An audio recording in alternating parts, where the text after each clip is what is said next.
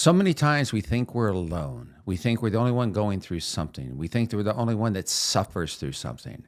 I'm going to share some stories. I work in the drug and alcohol field, mental health field, and every day I have to read stories of other people in order to communicate that story to an insurance company that's going to allow me to get days authorized so that that person can have treatment and have to share their story. And no matter what the story is, I have to convince people. Now, when you're dealing with insurance companies, let me explain something to you. Everybody thinks they're the evil empire.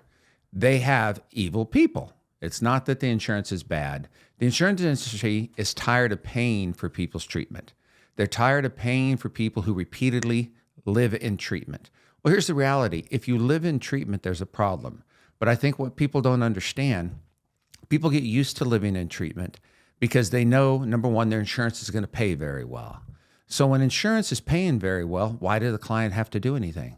A lot of rehab centers, they'll know that it pays very well, so they'll do the best they can to keep a client for as long as they can keep the client.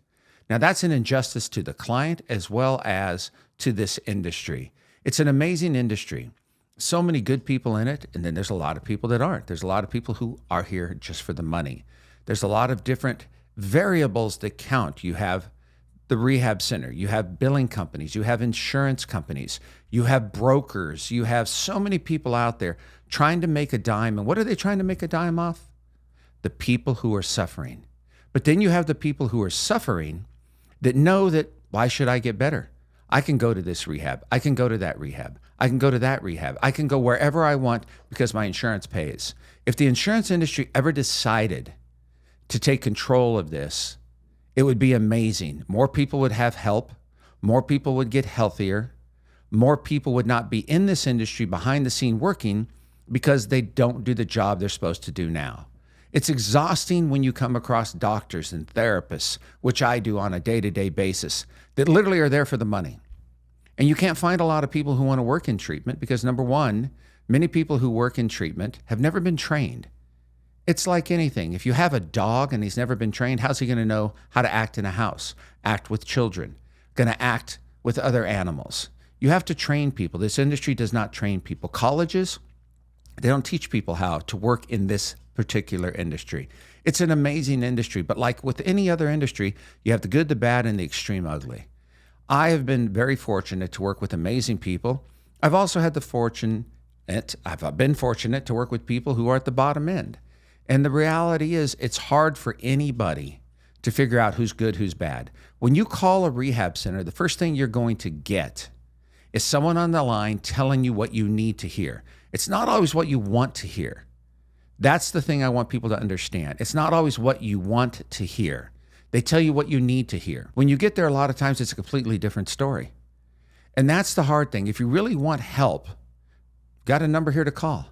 I can help guide you to the best treatment that you know you're going to get the help you need, can help you figure out where to go, who you can trust, how your insurance works for you. And one of the big things is there's so many rehab centers because no one really does anything and check the background of owners.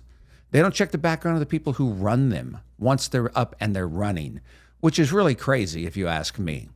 You have so many individuals in this industry who themselves are sick.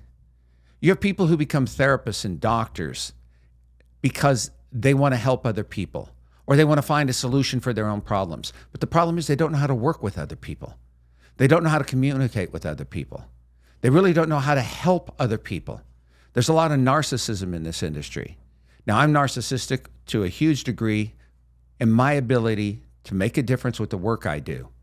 And I believe in me, I trust in me, and I know in my mind and in my work, no one's going to do it better. I look for things that no one else will look for. And I train my doctors, I train therapists. I help those people understand. Now, a lot of people don't want to because they're lazy. It's a very beautiful industry, but like anything else, there's a lot of people who just get a job and show up.